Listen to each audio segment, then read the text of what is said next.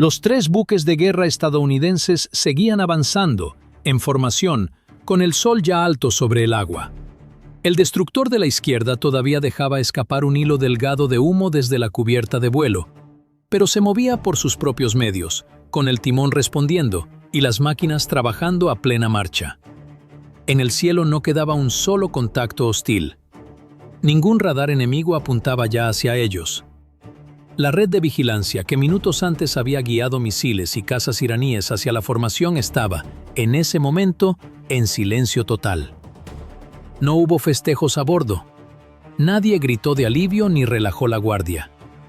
Los oficiales de armas seguían contando los interceptores que quedaban disponibles y los equipos de control de daños continuaban revisando el acero alrededor del punto de impacto. La misión, para ellos, todavía no había terminado. Para entender cómo 3 buques llegaron a ese momento de calma tensa, hay que volver casi una hora atrás, al instante exacto en que todo comenzó, cuando nadie a bordo sabía todavía si esa mañana terminaría así. Faltaban pocos minutos para las 7 cuando, mucho antes, a las 6:41 de la mañana, 4 contactos sin identificar aparecieron de golpe en las pantallas tácticas de los 3 buques. Venían rápido, bajos y cerrando distancia desde el norte. Dentro del centro de información de combate del destructor líder, un operador se inclinó hacia su consola al ver cómo las trazas aceleraban en la pantalla. No había señales de identificación, ninguna respuesta por radio, ningún transpondedor civil. La computadora completó el primer cálculo y confirmó lo que todos temían. Las 4 trayectorias convergían directamente sobre la formación estadounidense. Misiles entrantes, múltiples trazas. La alerta corrió por la red interna en menos de un segundo. En el centro de la formación navegaba un crucero lanzamisiles guiados. A varias millas a cada lado, 2 destructores de la clase Arleigh Burke protegían sus flancos oriental y occidental. Un helicóptero Seahawk regresaba de una patrulla, todavía a unas 20 millas náuticas al sur, con combustible apenas suficiente para unos minutos más de vuelo. No había tiempo de recuperarlo a bordo. Un par de minutos después, a las 6:41 con 35 segundos, 2 contactos más aparecieron por encima de los misiles que se aproximaban. Volaban a media altura, lo bastante retrasados respecto a las armas como para evitar el primer contacto defensivo, pero lo bastante cerca como para seguir entregándoles actualizaciones de blanco. Sus emisiones de radar eran breves e irregulares, ráfagas de apenas unos segundos que desaparecían enseguida. El perfil coincidía con el de cazas iraníes operando bajo un estricto control de emisiones. Luego aparecieron 2 ecos de radar más cerca del horizonte. Ya eran 4 aeronaves visibles, y nadie en la formación estadounidense sabía si las 4 habían disparado, si algunas llevaban equipo de guerra electrónica, o si detrás de ellas se estaba formando un segundo ataque. El crucero transmitió una sola advertencia en la frecuencia internacional de emergencia. Aeronaves militares no identificadas. Se están aproximando a buques de guerra de Estados Unidos. Alteren rumbo de inmediato. No hubo respuesta. A las 6:42 sonó zafarrancho de combate en los 3 buques.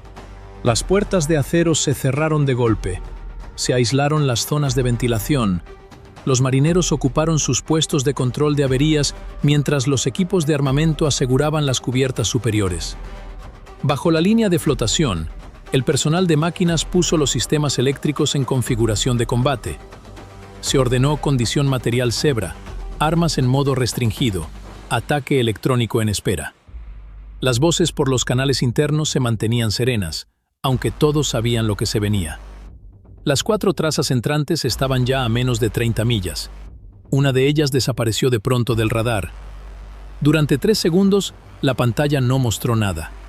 Después el contacto reapareció a menor altitud, rozando apenas la superficie del mar, con la velocidad aumentada y el rumbo apuntando directo hacia el crucero. Había entrado en su fase terminal de ataque.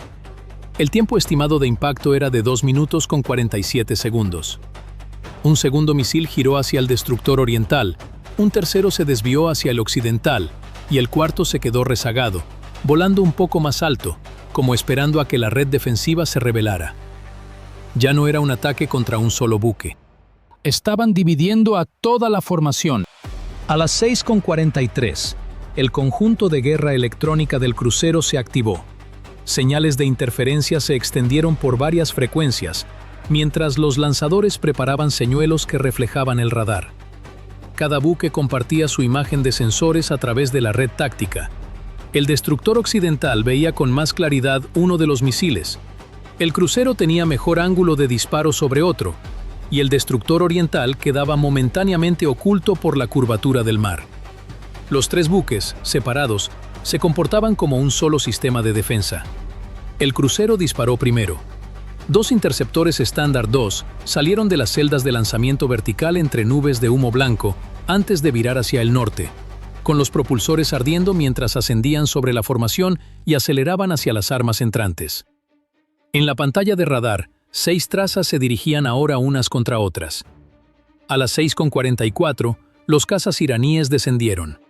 2 se mantuvieron a media altura. Los otros bajaron más cerca del agua, siguiendo a los misiles a distancia. Una de las aeronaves activó su radar de control de tiro y mantuvo el haz fijo sobre el destructor oriental. Dentro del buque sonó un nuevo tono: bloqueo de radar. El destructor emitió otra advertencia. Tampoco hubo respuesta, y el avión iraní siguió avanzando. Un minuto después, a las 6:45, el primer estándar 2 alcanzó su blanco más allá del horizonte visible. Un destello brillante cruzó el cielo de la mañana, y segundos después, la traza de radar correspondiente se fragmentó y desapareció. Un misil destruido, quedaban 3. El segundo estándar 2 falló su ventana inicial de intercepción, cuando el blanco cambió de altitud. El misil estadounidense giró bruscamente intentando reengancharlo, pero el arma iraní cayó por debajo del horizonte de radar. A la formación le quedaban menos de 90 segundos. Entonces, uno de los misiles restantes hizo un giro inesperado. Abandonó al crucero y se redirigió hacia el destructor occidental. El oficial de guerra electrónica observó el cambio en tiempo real. El buscador del misil había rechazado un blanco y elegido otro que se desplazaba hacia el oeste. El buque occidental se convirtió en blanco principal, a apenas 8 millas del impacto. A las 6:46 se abrió la segunda capa defensiva. Misiles Sparrow evolucionados salieron casi al mismo tiempo desde 2 buques distintos. Cohetes señuelos se arquearon hacia afuera y estallaron sobre el agua, liberando nubes de material metálico diseñadas para simular falsos buques ante los buscadores enemigos. Uno de los misiles entrantes comenzó a desviarse de la formación. Otro atravesó la interferencia sin desviarse. El Sparrow del destructor oriental impactó su blanco a media distancia, iluminando brevemente el horizonte y lanzando restos al mar. Quedaban 2 misiles. El destructor occidental giró 15 grados a estribor, presentando un perfil de radar más estrecho, sin perder alineación con sus armas. Su sistema de defensa de corto alcance giró hacia la amenaza. Rango: 4.000 metros, 3.000, 2.000. El cañón rotativo de tiro rápido adquirió el blanco y disparó. El interceptor cruzó la distancia restante en segundos y las 2 armas se encontraron a menos de 1 milla del buque. Un destello estalló sobre el agua. El misil iraní desapareció, pero el último contacto seguía llegando.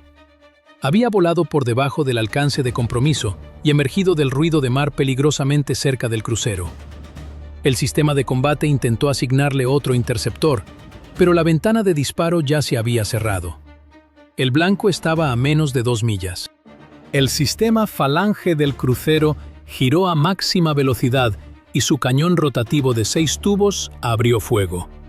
Una lluvia de proyectiles de 20 milímetros cruzó la superficie, avanzando directamente hacia el misil entrante, y toda la proa del buque vibró bajo la ráfaga sostenida. En la pantalla de radar, la traza hostil parpadeó, volvió a aparecer, seguía moviéndose, seguía acercándose. A las 6:47 segundos, mientras el Falange disparaba a plena capacidad y el blanco entraba y salía del ruido de mar a menos de 2 millas, el misil finalmente comenzó a desintegrarse. Primero se desprendió la sección delantera. Fragmentos se separaron del cuerpo principal y se dispersaron en el tramo final. Pero la sección del motor todavía conservaba un enorme impulso, y ya era demasiado tarde para que el crucero lo esquivara del todo. Los restos cruzaron la proa del crucero. Un fragmento más grande siguió hacia el oeste y, a las 6:47:19, golpeó la sección de popa del destructor occidental, justo sobre la línea de flotación, cerca de la cubierta de vuelo. Un destello recorrió la popa, seguido de una columna de humo oscuro. Las antenas quedaron fuera de servicio, los cables exteriores de comunicación se cortaron y escombros ardiendo cayeron sobre la cubierta de vuelo, obligando al helicóptero que regresaba a abortar su aproximación de inmediato. Dentro del destructor, la sacudida recorrió la estructura de acero. Las luces fallaron en 2 compartimentos, sonaron las alarmas de incendio y la pantalla táctica se congeló brevemente antes de pasar a energía de respaldo. Aún así, el buque siguió moviéndose. Daños en popa, incendio en la cubierta de vuelo, planta de máquinas operativa. En segundos, los equipos de control de averías ya avanzaban hacia la zona afectada, sellando puertas estancas detrás de ellos y aislando los circuitos dañados, mientras otro equipo tendía mangueras por los pasillos y un tercero retiraba combustible de aviación y municiones de la zona de peligro. Es un tipo de trabajo que cuesta imaginar desde tierra. Gente corriendo hacia el fuego, no lejos de él, para que sus compañeros sigan con vida. El destructor había sido golpeado, no había sido detenido. A las 6:48, el capitán recibió el primer informe completo. La propulsión estaba intacta, el timón respondía, el sistema de lanzamiento vertical seguía disponible. Los sensores de popa habían sufrido daños parciales y las operaciones de helicóptero ya no eran posibles, pero la movilidad se mantenía intacta. El oficial de control de averías reportó los sistemas de combate degradados, aunque operativos. No hubo orden de abandonar la formación, al contrario, el buque aumentó la velocidad. Dentro del centro de combate, el panorama táctico ya estaba cambiando otra vez. Los cazas iraníes responsables del primer lanzamiento no habían seguido avanzando hacia los buques estadounidenses, pero tampoco se habían retirado. 2 de ellos giraron hacia el norte y luego comenzaron a virar de regreso hacia la formación. El primer ataque había revelado que buque había perdido parte de su cobertura de sensores, y ahora los aviones parecían estar preparando otra pasada contra el mismo blanco. A las 6:49, la formación estadounidense se reacomodó. El crucero se desplazó al oeste, colocándose entre el destructor dañado y los aviones que se aproximaban. El destructor oriental aceleró y abrió su ángulo para cubrir el acceso norte. Los 3 buques dejaron de mantener una línea recta y formaron un triángulo defensivo compacto. La imagen de radar de popa del buque dañado seguía incompleta, pero eso ya no importaba. El crucero y el destructor oriental seguían alimentándolo con datos de blanco a través de la red compartida. Todo contacto visible para un buque era visible para los 3. Los cazas iraníes ya no atacaban buques separados, atacaban un solo sistema conectado. A las 6:50, los receptores de alerta se activaron en los 2 buques sin daños. 2 cazas iraníes habían pasado sus radares de control de tiro a modo de seguimiento. Un haz se fijó en el crucero, el otro en el destructor oriental. Después, los sensores infrarrojos detectaron 2 nuevos lanzamientos. Un misil ascendió de inmediato, ganando altura antes de iniciar una aproximación larga hacia la formación. El otro cayó por debajo del horizonte de radar, usando la superficie del mar para ocultar su avance. 2 armas, 2 perfiles distintos. La que volaba alto intentaría mirar hacia abajo y separar a los buques del ruido de radar circundante. La que rozaba el mar permanecería oculta hasta los últimos minutos de vuelo. A las 6:51, un avión de alerta temprana Hawkeye, que operaba más al sur, giró hacia el combate. Su radar alcanzaba mucho más allá del horizonte de los 3 buques, y en segundos identificó 4 cazas iraníes, no 2. 2 llevaban perfiles de ataque, uno se mantenía detrás de la formación generando interferencia electrónica, y el cuarto volaba más alto, observando todo el enfrentamiento. El Hawkeye transmitió la imagen completa a los buques y redirigió a los cazas estadounidenses más cercanos. 2 Super Hornet ya volaban hacia el norte, con un tiempo estimado de llegada de 9 minutos. Los buques tendrían que sobrevivir el segundo ataque sin ellos. A las 6:52, el crucero lanzó un interceptor Standard 6 contra el misil de gran altitud, guiado por los datos del Hawkeye, en lugar de depender solo de su propio radar, ya que el arma iraní seguía fuera de su línea de visión directa. Cuando el interceptor inició su ataque, ambos misiles se encontraron muy por encima del agua y la traza de radar se esfumó. Quedaba una sola amenaza. El misil que rozaba el mar apareció a 8 millas de la formación, con rumbo directo hacia el destructor dañado. El destructor oriental disparó un Sparrow evolucionado. El interceptor descendió hacia la superficie, pero el arma iraní cambió de rumbo dentro de un campo de interferencia electrónica y el primer disparo pasó detrás de ella. El blanco siguió avanzando, a 5 millas ya de la formación. El destructor dañado no podía mantener una traza estable desde sus sensores de popa, pero el crucero sí veía el misil con claridad, y esos datos se transmitieron por la red. El lanzador del buque dañado giró hacia el rumbo asignado y, a las 6:53:17, disparó. El segundo Sparrow salió del sistema de lanzamiento vertical mientras, apenas detrás, los bomberos seguían trabajando entre el humo de la cubierta de vuelo. El interceptor voló guiado por información de otro buque y encontró al misil entrante a 3 millas de la formación. La explosión formó un destello anaranjado breve sobre el agua y la traza hostil desapareció. Por primera vez desde que empezó el ataque, ningún misil se acercaba a los buques estadounidenses. Pero el peligro no había pasado. A las 6:54, los cazas iraníes se alejaron de la formación. El Hawkeye siguió registrando sus rumbos, emisiones y separación. Los dos Super Hornet estaban a menos de 7 minutos. Entonces aparecieron nuevos contactos al noreste de la formación. 3 aeronaves volaban bajo, usando el horizonte para ocultar su aproximación, y una cuarta se mantenía detrás, a mayor altitud. Era un grupo de ataque completamente nuevo. El primer asalto había dañado un destructor estadounidense. El segundo había fallado. Ahora se acercaba otra formación iraní, y los cazas propios seguían a varios minutos de distancia. A las 6:55, el Hawkeye confirmó la nueva formación. 3 cazas iraníes volando bajo desde el noreste, separados por menos de 2 millas, y un cuarto avión detrás de ellos, a mayor altura, manteniendo la distancia justa para observar sin entrar en el radio defensivo de los buques. Los aviones bajos usaban el horizonte como cobertura y mantenían sus radares en silencio. A esa velocidad, alcanzarían distancia de lanzamiento en menos de 6 minutos. La formación estadounidense todavía se estaba recuperando del primer enfrentamiento.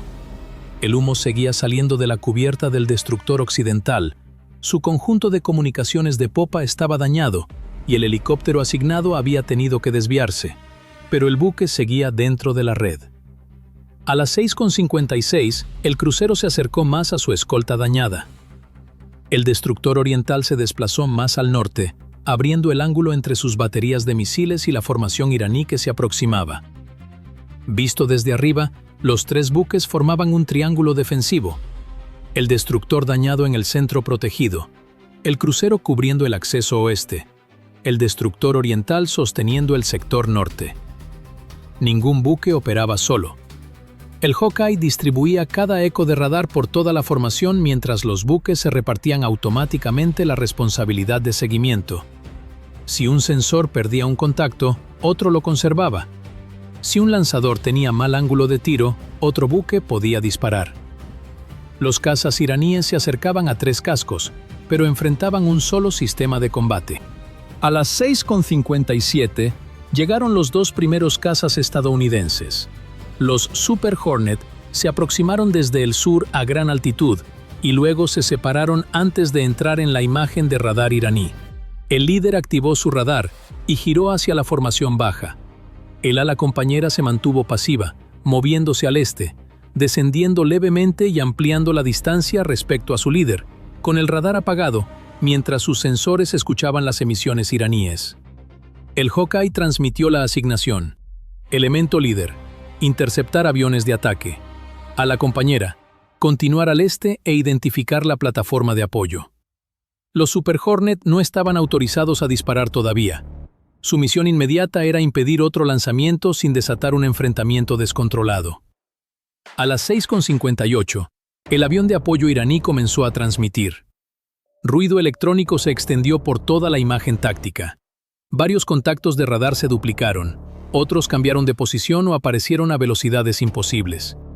4 aeronaves se convirtieron en 9, y luego en 12. La interferencia buscaba obligar a los buques y a los cazas a desperdiciar armas contra blancos falsos. Pero el Hawkeye comparó la información de radar con los datos infrarrojos de los Super Hornet. Los contactos falsos no tenían calor de motor ni movimiento coherente. En segundos, los 12 ecos volvieron a reducirse a 4 reales. Pero esos segundos habían costado distancia. Los aviones de ataque iraníes ya estaban entrando en rango de lanzamiento. A las 6:59, el sensor infrarrojo del Super Hornet líder detectó 2 destellos breves bajo la formación iraní. Lanzamientos de misiles. La advertencia llegó a los buques antes de que sus propios radares pudieran ver las armas. Ambos misiles ascendieron al inicio y después se separaron. Uno se mantuvo alto, el otro descendió con rapidez y desapareció bajo el horizonte de búsqueda de superficie. Los buques comenzaron su defensa de inmediato, sin esperar a que los misiles fueran visibles. A las 7 en punto, el Super Hornet líder aceleró hacia los cazas iraníes, colocando al más cercano dentro de su envolvente de armas y manteniendo el radar fijo sobre él sin disparar. La presión obligó a la formación iraní a reaccionar. Un caza rompió a la izquierda. El segundo siguió adelante manteniendo el enlace de datos con las armas ya en vuelo, y el tercero ascendió levemente tratando de preservar cobertura de radar sobre los buques estadounidenses. Cada segundo adicional en ese rumbo mejoraba la información de blanco de los misiles. A las 7:01, el crucero disparó un Standard 2 contra el arma de gran altitud. El misil salió en vertical, giró al noreste y ascendió hacia el blanco.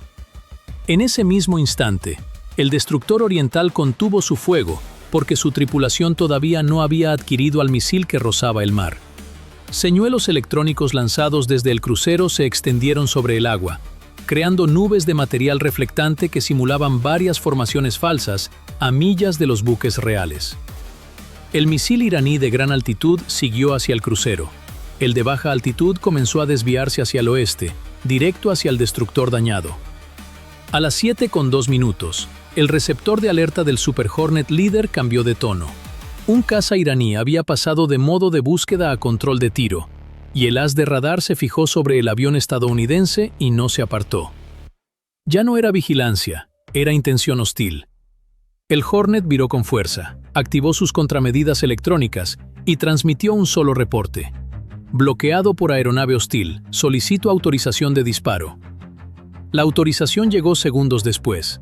El caza iraní mantuvo el bloqueo.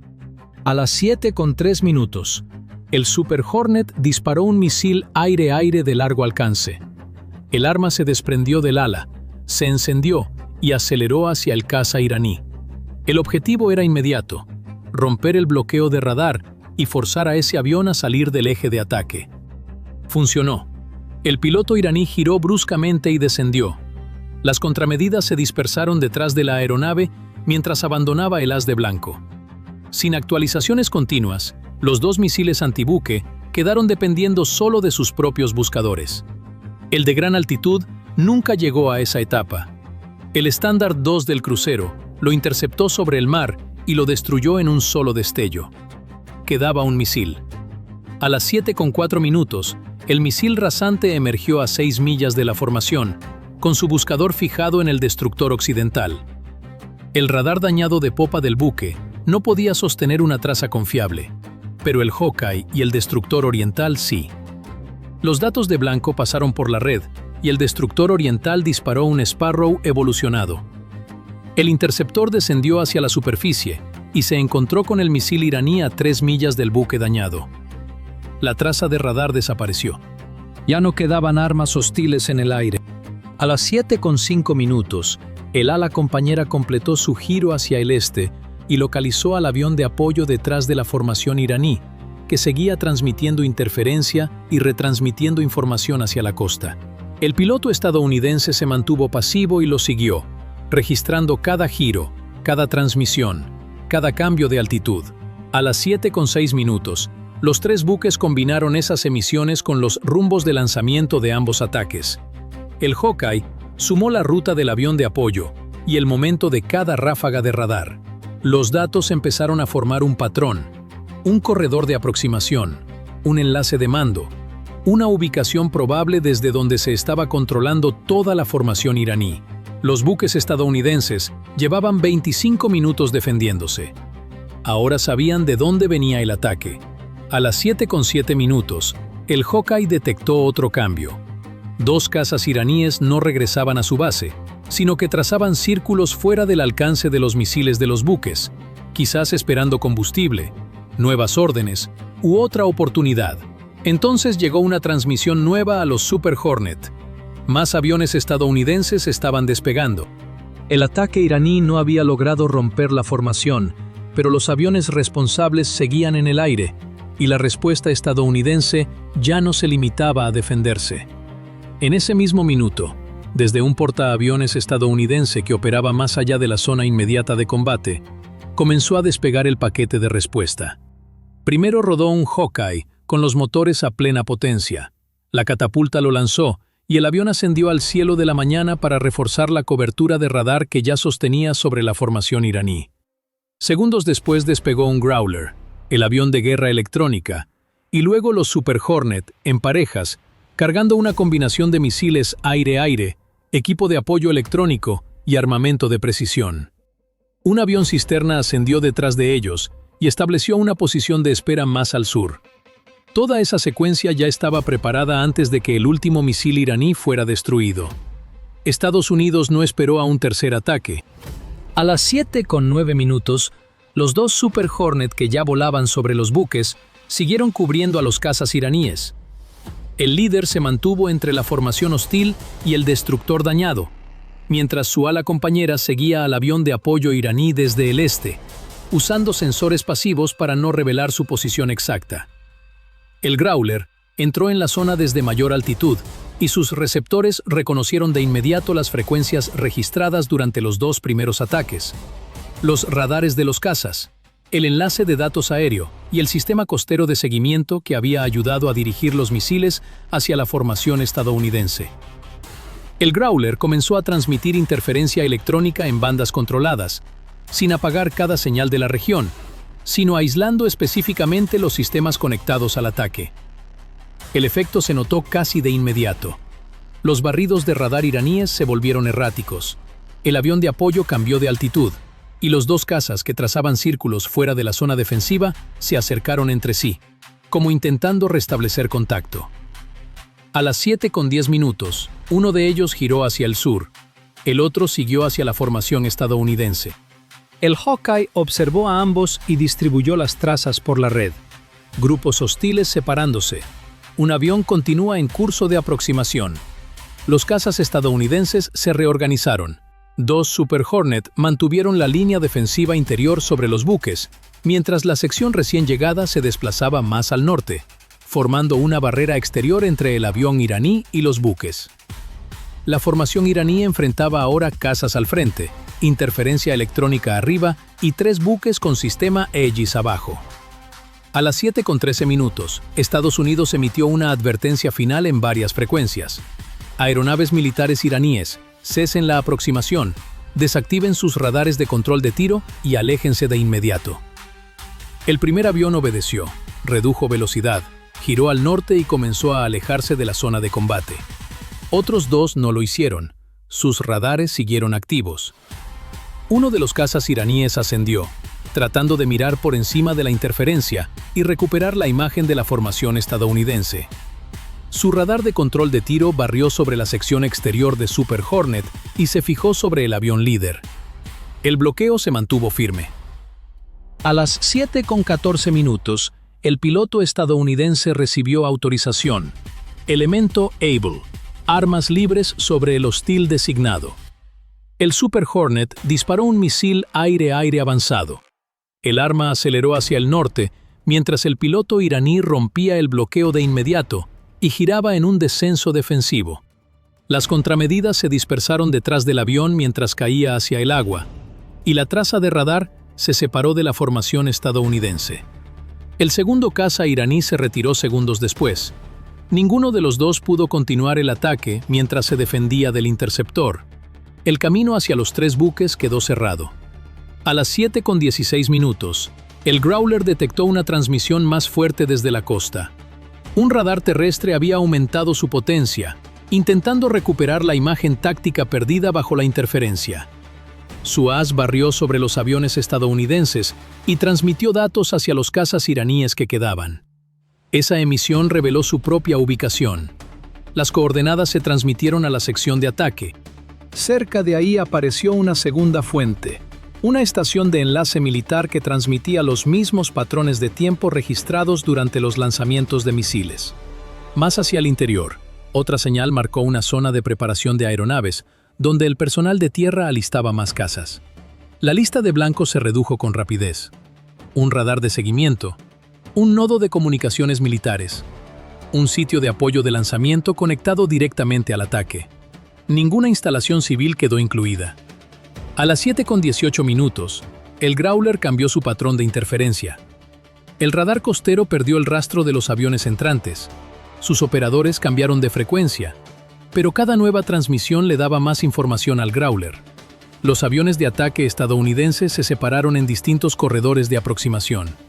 Uno se mantuvo alto, otro descendió. Un tercero se quedó fuera de la zona defensiva, listo para responder si despegaban más cazas iraníes. Ningún radar podía seguirlos a todos a la vez. A las 7:20 se liberó la primera arma estadounidense, guiada hacia el radar de control de tiro que aún transmitía. Los operadores iraníes apagaron el radar, pero el arma ya había registrado la fuente.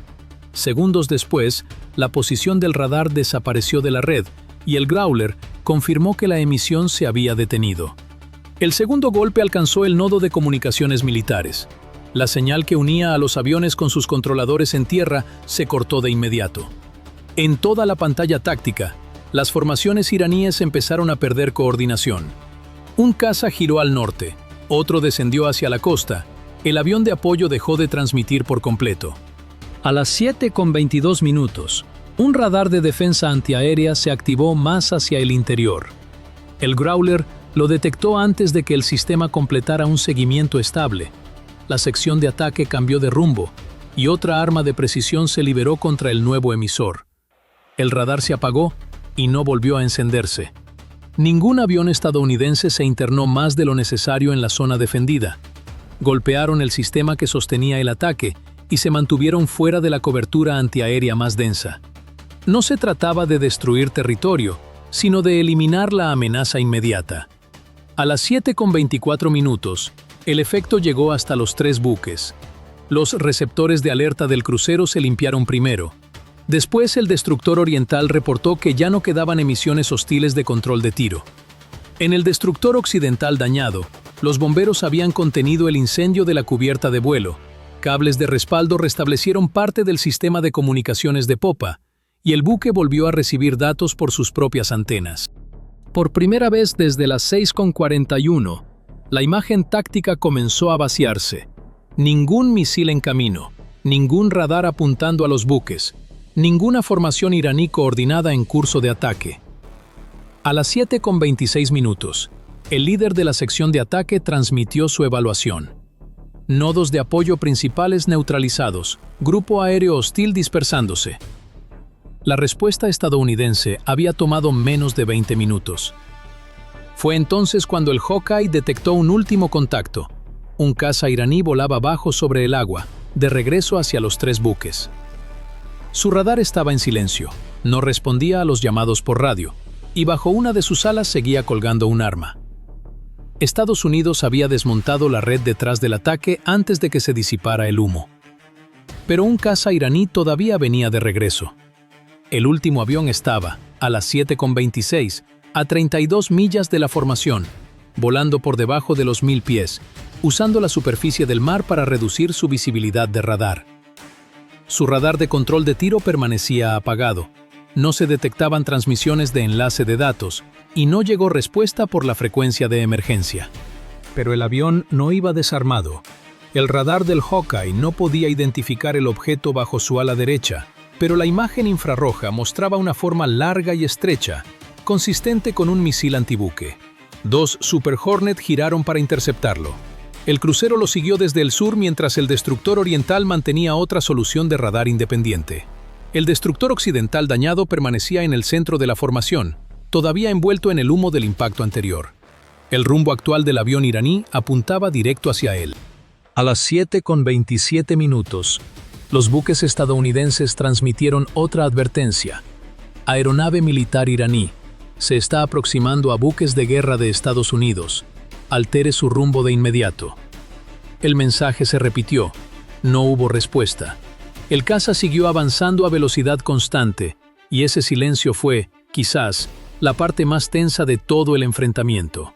Nadie podía saber si el avión había sufrido daños en sus comunicaciones, si el piloto había perdido apoyo de navegación al caer la red costera, o si simplemente se acercaba sin emitir radar para retrasar su detección antes de disparar su última arma. Es el tipo de duda que, en cualquier oficio donde una decisión equivocada cuesta vidas, resulta insoportable. Actuar demasiado pronto o demasiado tarde puede significar lo mismo. La distancia bajó de las 25 millas. A ese rango, la ventana de decisión se medía en segundos. Las celdas de lanzamiento vertical del crucero estaban listas. El destructor oriental tenía un estándar 2 asignado a la traza. Ambos buques podían disparar. Ninguno lo hizo todavía, porque el avión no había cruzado el último umbral. A las 7:28, el Super Hornet líder alcanzó distancia visual. El piloto se colocó al lado izquierdo del caza iraní, ligeramente atrás y arriba.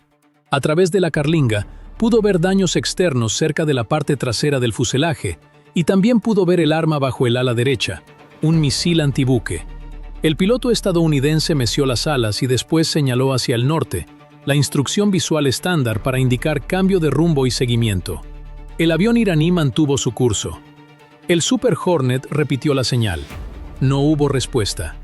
El ala compañera se mantenía varias millas atrás, cubriendo al líder y a los buques debajo. A las 7:29, el caza iraní aumentó potencia y su velocidad comenzó a subir.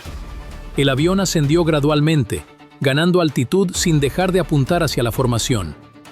Esa maniobra le daría al misil bajo su ala una vista más despejada del mar y un alcance de lanzamiento mayor.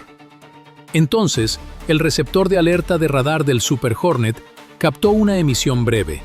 El sistema de puntería del caza iraní se había activado. La señal duró menos de 2 segundos antes de desaparecer y volvió a aparecer después. No era todavía un bloqueo completo, pero coincidía con la secuencia inicial de un ataque con misil. El Hawkeye transmitió el cambio a los buques. Aeronave hostil acelerando, probable actividad de puntería sobre el destructor occidental. El sistema de combate calculó la trayectoria probable del misil. Si se lanzaba desde la posición actual del caza, el arma llegaría primero al buque dañado, cuyos sensores de popa seguían degradados y cuyo tiempo de reacción defensiva sería más corto que el de los otros 2 buques. A las 7:30, el avión iraní ascendió con más fuerza y giró su morro directamente hacia la formación. Ese movimiento eliminó cualquier duda. El caza había adoptado un perfil de ataque, intención hostil confirmada. La autorización llegó al Super Hornet líder, armas libres sobre el hostil designado. El piloto estadounidense disparó un misil aire-aire avanzado, que se desprendió limpiamente, se encendió y aceleró hacia el caza iraní. Ese disparo obligó al piloto contrario a reaccionar de inmediato. El avión rompió a la derecha y descendió, mientras las contramedidas se dispersaban detrás y abandonaba su ascenso, alejándose de los buques. Las emisiones de puntería se detuvieron. El misil antibuque seguía bajo el ala. El caza iraní continuó su giro defensivo, perdiendo altitud y velocidad, mientras el misil aire-aire lo cerraba por detrás, empujándolo aún más al norte y lejos de la formación estadounidense. A las 7:31, el caza desapareció por debajo del horizonte principal de radar del Hawkeye. Los Super Hornet mantuvieron contacto por sensores infrarrojos unos segundos más, y entonces el avión soltó el arma bajo su ala. El misil cayó al mar sin llegar a lanzarse. El caza siguió hacia el norte. Ya fuera por los daños del interceptor o por escapar a baja altitud, dejó de representar una amenaza para los buques. El Hawkeye actualizó la imagen táctica. Ninguna aeronave hostil en curso de aproximación. Por primera vez en casi 50 minutos, el cielo alrededor de la formación quedó despejado. A las 7:32 minutos, los aviones estadounidenses ampliaron la búsqueda. El Hawkeye barrió más allá de la zona inmediata del combate. El Growler vigiló cualquier radar que intentara volver a operar, y más Super Hornet establecieron patrullas de combate al norte y al este de los buques. No aparecieron nuevos cazas. Ningún sistema costero de seguimiento volvió a activarse. No se lanzó ningún misil más. Los 3 buques comenzaron una revisión completa de su estado. El crucero permanecía intacto. El destructor oriental había gastado varios interceptores, pero conservaba sus sistemas de combate principales. El destructor occidental había sufrido daños en la cubierta de vuelo, el equipo de comunicaciones externas y los sensores de popa. Su propulsión, timón, armamento y radar delantero seguían operativos, y el incendio ya estaba contenido. A las 7:34 minutos, cables eléctricos de emergencia restablecieron una conexión directa con el sistema de comunicaciones de respaldo del destructor. Su propia voz volvió a la red. El buque sigue en condición de combate. El reporte fue breve, pero significaba que el destructor no necesitaba remolque, no tenía que abandonar la formación y que, a pesar del golpe recibido, todavía podía defenderse a sí mismo y a los 2 buques a su lado. A las 7:35 minutos, los Super Hornet tomaron posiciones permanentes de patrulla sobre la formación. El Growler se mantuvo más al norte, atento a cualquier intento de reconstruir la red de seguimiento iraní. El Hawkeye controlaba el espacio aéreo desde altura, conectando a cada avión con cada buque debajo. La formación quedó, en ese momento, más protegida de lo que había estado antes de que apareciera el primer misil. A las 7:37 minutos, los 3 buques ajustaron rumbo. El destructor dañado se movió hacia el centro protegido, manteniendo velocidad por sus propios medios. El crucero sostuvo el flanco occidental. El destructor oriental cubrió el acceso desde el norte. Los marineros retiraron los escombros de la cubierta de vuelo. Los equipos de control de averías siguieron revisando el acero alrededor del punto de impacto, y los oficiales de armamento contaron los interceptores restantes por si llegaba otro ataque. No hubo celebración. La misión no había terminado. Y así, a las 7:39 minutos, la formación siguió adelante, exactamente como se la describió al principio. Dañada pero entera, alerta pero en calma. 58 minutos antes, cazas iraníes habían atacado a 3 buques de guerra estadounidenses con velocidad, sorpresa y varios vectores de aproximación distintos. Habían dañado a uno de ellos. No lo habían detenido. No habían roto la red defensiva y no tuvieron tiempo suficiente para organizar un tercer intento. Los cazas estadounidenses controlaban el aire sobre la formación. La red de radar que había sostenido el ataque quedó en silencio. Cada misil hostil terminó destruido, desviado o cayó sin causar daño en el mar. Irán había golpeado primero. Estados Unidos respondió antes de que se disipara el humo. Queda, eso sí, una pregunta que ronda cualquier historia como esta y que cada quien responde distinto según lo que ha vivido. ¿Cuánto tiempo real tiene un piloto o un capitán para decidir si dispara o si espera un segundo más?